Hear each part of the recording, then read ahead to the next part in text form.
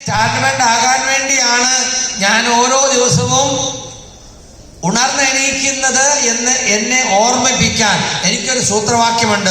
കേൾക്കണോ? ഇങ്ങനെ പറഞ്ഞാൽ പറ്റില്ല. കേൾക്കണോ? तो मैं डेली सुबह उठता हूँ, तैयार होता हूँ, नहाता हूँ, शेव करता हूँ, कोट पैंट टाई पहनता हूँ, कांच के सामने खड़ा हो जाता हूँ और अपने आप से एक बात कह करके निकलता हूँ कि एक मूवी देखी होगी आप लोगों ने, आपकी साउथ की मूवी है, उसी का एक फेमस डायलॉग है, वो डायलॉग अपने आप से बोल के निकलता हूँ, खड़ा हो जाता हूँ इस पोजीशन में और बोलता हूँ कि इस अभियान का स्टार डायमंड बनने तक ये अभिषेक छाबड़ा रुकेगा नहीं साला. അത് ഏത് സിനിമയാ? കണ്ണാടിയുടെ മുമ്പിൽ നോക്കി നിന്ന് ഡെയിലി ഒരു ഡയലോഗ് പറഞ്ഞിട്ടാണ് ഞാൻ പോവുക. അതൊരു സൗത്ത് സിനിമയാണെന്നാ പറഞ്ഞത്. കണ്ണാടിയുടെ മുമ്പിൽ ഇങ്ങനെ ചെരിഞ്ഞു നിന്ന് നോക്കിയിട്ട് പറയും, സ്റ്റാർ ഡയമണ്ട് ആകുന്നത് വരെ ഞാൻ നിൽക്കുന്ന പ്രശ്നമില്ല. അതേത് സിനിമയാണ് സാറേ? പുഷ്പ ആണോ? पुष्पराज झुकेगा नहीं साला. तो स्टार डायमंड बनने तक अभिषेक छाबड़ा रुकेगा नहीं साला. ഇത് പറഞ്ഞിട്ട് വേണം നിങ്ങൾ വീട്ടിൽ ഇറങ്ങാൻ. സ്റ്റാർ ഡയമണ്ട് ആകാതെ ഞാൻ നിൽക്കുന്ന പ്രശ്നമില്ല. चलिए, इतने प्यार से आप लोगों ने मुझे सुना सर.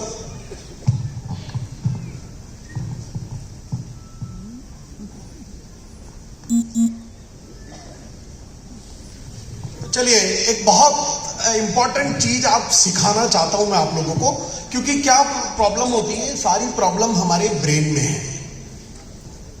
ഒരു ചെറിയ കാര്യം നിങ്ങളോട് പറയാനുള്ളത്, തുടക്കം നമ്മുടെ ബ്രെയിനിൽ നിന്നാണ്. അതുകൂടെ ഒന്ന് മനസ്സിലാക്കാൻ കാര്യങ്ങൾ വളരെ എളുപ്പമാകും.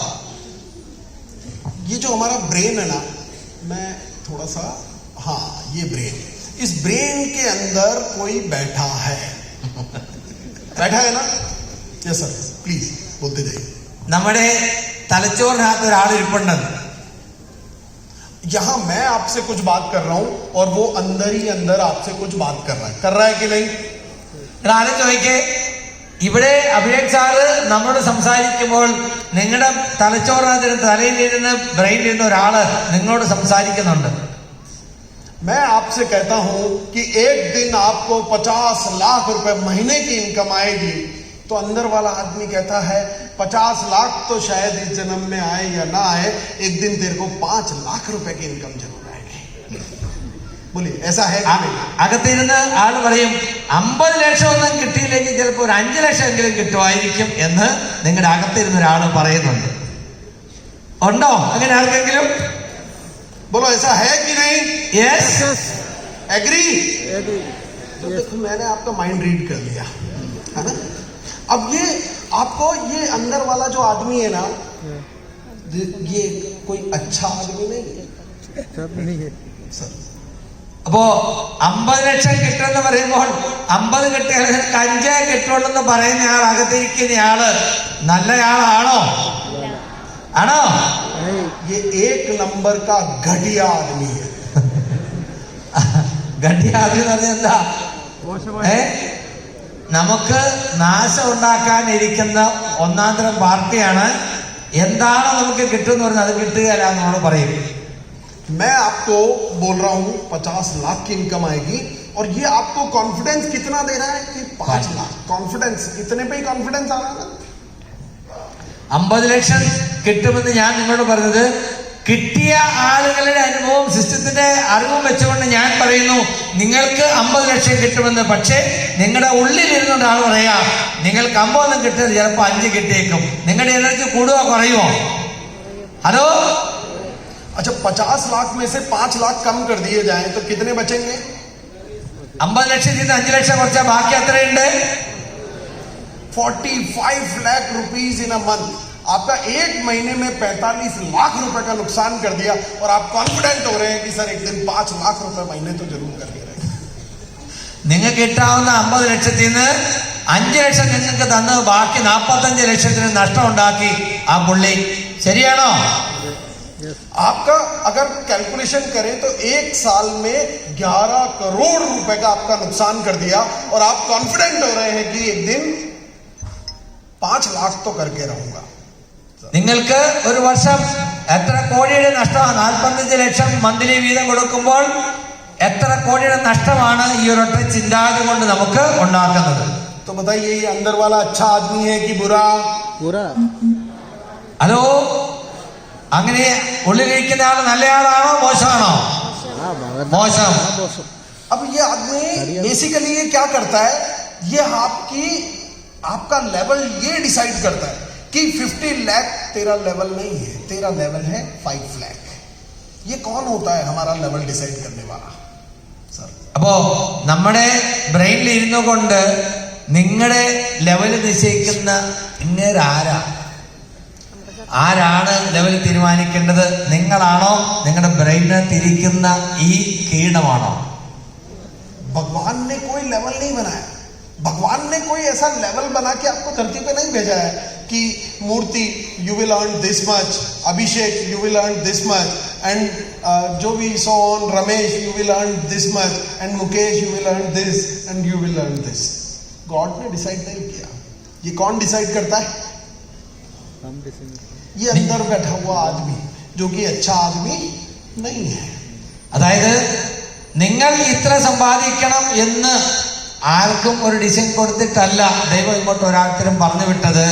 പക്ഷേ നിങ്ങൾക്ക് കിട്ടാനുണ്ടായിട്ട് നിങ്ങളെ കൊണ്ട് അത്ര പറ്റില്ല, ഇത്രേ പറ്റൂ എന്ന് പറഞ്ഞ് നമ്മളെ പിന്തിരിപ്പിക്കുന്ന നമ്മുടെ ബ്രെയിനിനുള്ളിലുള്ള ആളെയാണ് നമ്മൾ തിരിച്ചറിയേണ്ടത്. അത് നമുക്ക് ഗുണത്തിനല്ല, നമുക്ക് ദോഷത്തിനാണ്. നല്ല കാര്യം പറഞ്ഞു തരുമ്പോൾ ഇത് നിങ്ങളെ കൊണ്ട് പറ്റില്ല, ഇത് നിങ്ങൾക്ക് കിട്ടില്ല, ശരിയാവില്ല എന്ന് പറഞ്ഞ് നമ്മളെ പിന്തിരിപ്പിക്കും. हम पूरा दोष गॉड को देते हैं, है ना.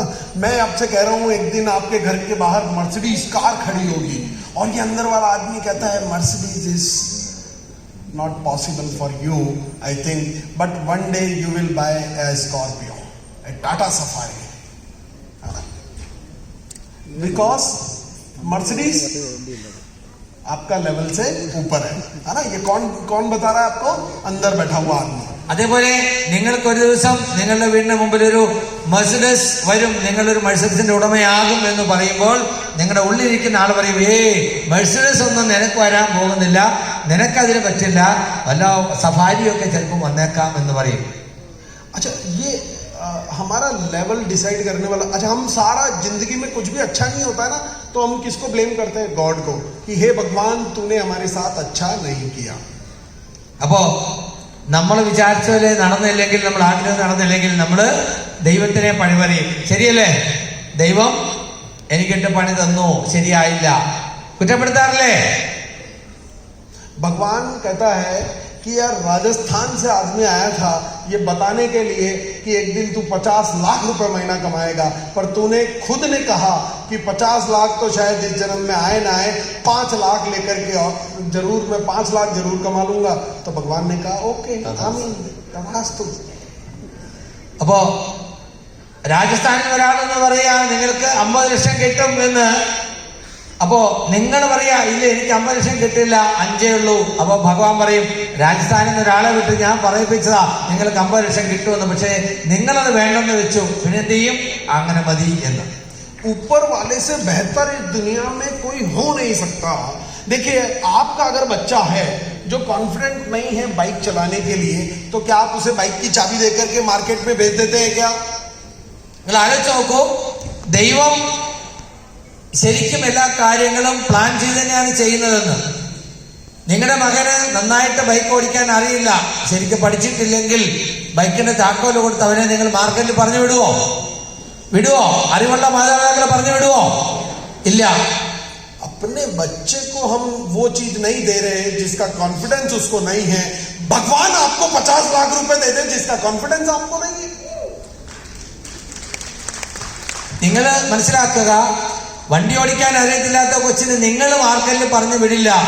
എന്നാൽ നിങ്ങൾക്ക് 50 ലക്ഷം തരാനുള്ള കോൺഫിഡൻസ് ദൈവത്തിനുണ്ട്, പക്ഷെ അത് വാങ്ങാനുള്ള കോൺഫിഡൻസ് നിങ്ങൾക്കില്ല.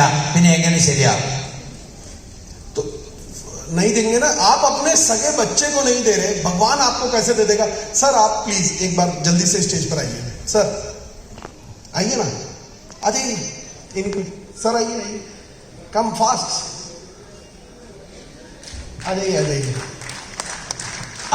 ഒരാൾക്കൊരു ചാൻസ് ഉണ്ട്. നല്ലൊരു കൈയടി കൊടുക്കാം നമുക്ക്. യെസ്. आपका नाम क्या है sir? What is your name? संतरे बाबू. संतरा बाबू, प्लीज सेंटर में आ जाइए. एक बार सर के लिए तालियां बजा दें जोर से. നല്ലൊരു കൈയടി ചന്ദ്രബാബു സാറിന് വേണ്ടിയിട്ട്. നോക്കൂ, 2500 പേര് വന്നു. തിരുവനന്തപുരത്ത് നിന്ന് ചന്ദ്രബാബു സാറിനാണ് അഭിഷേക് ചന്ദ്ര സാറിന്റെ സെലക്ഷൻ കിട്ടിയത്. आज आप अंबानी जी से मिले हैं, मुकेश अंबानी से, और वो आपसे बहुत खुश हुआ है. और खुशी में उसने कहा है कि आपको क्या चाहिए, कितना रुपया चाहिए आप बोल दीजिए. क्या बोला उसने? कितना रुपया आपको चाहिए वो आप बताइए. मैं आपसे बहुत खुश हूँ. तो कितना रुपया आप मांगना चाहेंगे?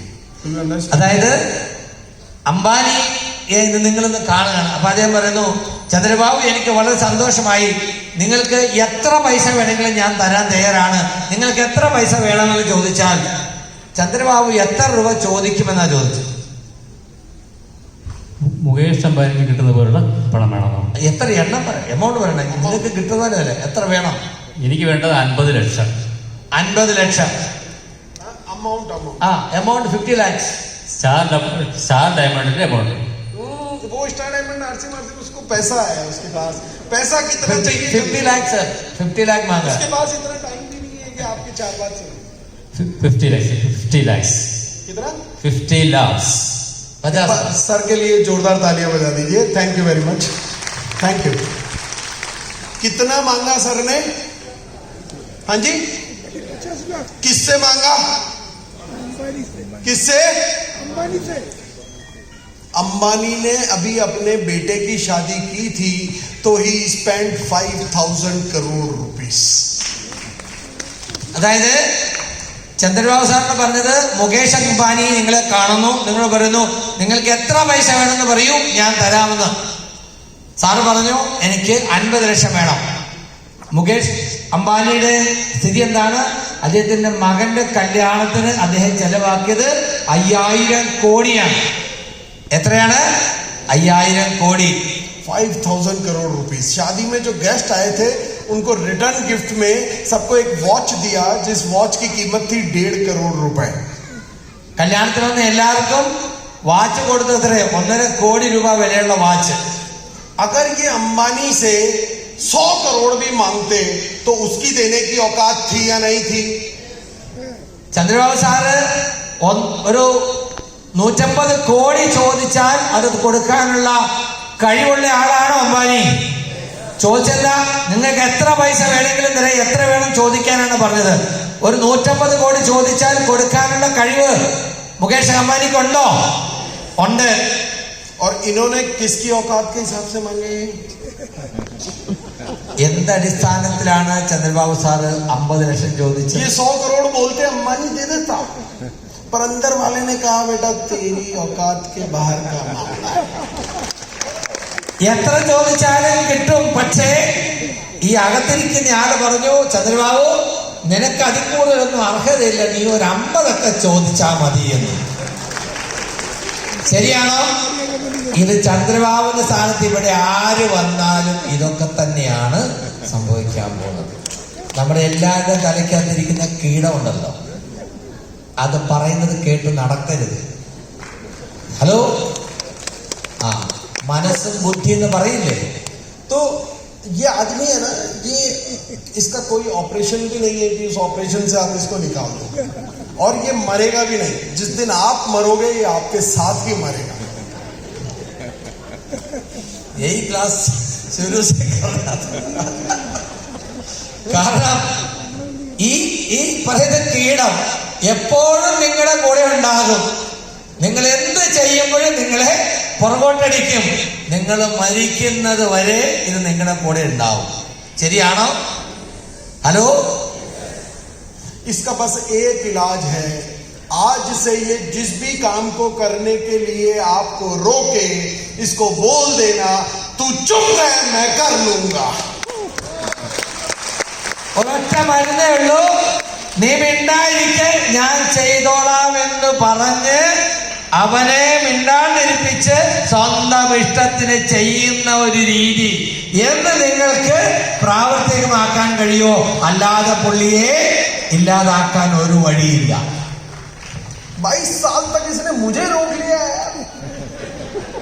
मैं आरसीएम करने वाला था, इसने कहा तू, तेरी औकात नहीं है, तुझ में बीसी सर जैसी बात नहीं है, तुझ में वो नॉलेज नहीं है, तू कपड़ा बेच और मस्त रहे.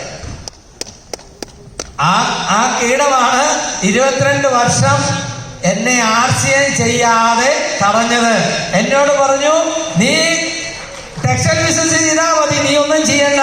BC സാറിനെ പോലെ നിനക്ക് സംസാരിക്കാൻ അറിയത്തില്ല, നിനക്ക് കാര്യങ്ങൾ അറിയത്തില്ല, നീ ചെയ്യണ്ട, നീ ഈ ടെക്സ്റ്റൈൽ ബിസിനസ് മാത്രം ചെയ്താൽ മതി എന്ന് പറഞ്ഞു ആ കീടം.